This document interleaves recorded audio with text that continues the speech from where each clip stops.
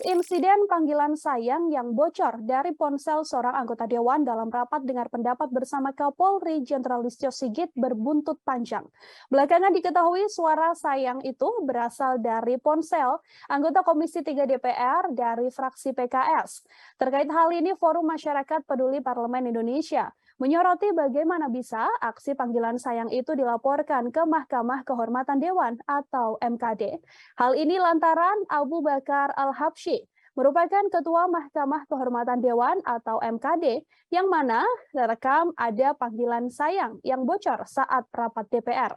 Peneliti Formapi Lucius Karus menilai hal ini hanya sebuah lelucon bila tidak ada tindakan tegas dari fraksi.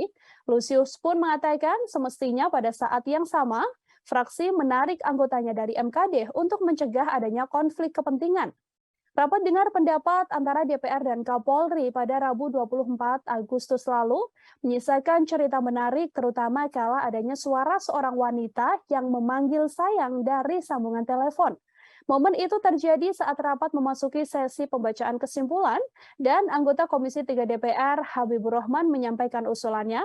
Hal ini pun menarik gelak tawa dari semua hadirin yang ada dalam rapat tersebut.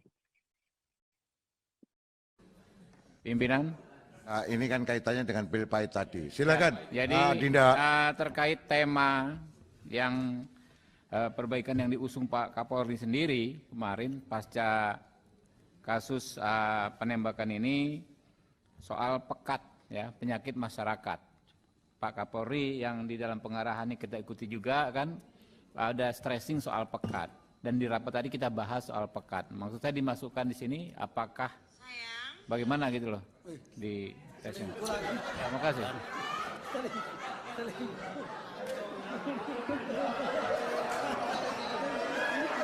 HP itu bukan dari HP saya, itu HP bukan dari HP. Kita laporkan ke MKD ini. Kita Bakar. laporkan ke MKD. Sebentar, tenang dulu. Ini tenang dulu. Ini interupsi yang bikin ketawa. Jadi mohon dimaafkan. Karena ini interupsi yang secara tiba-tiba bikin hati berdebar-debar ya. Jangan lupa subscribe, share, komen, dan like ya.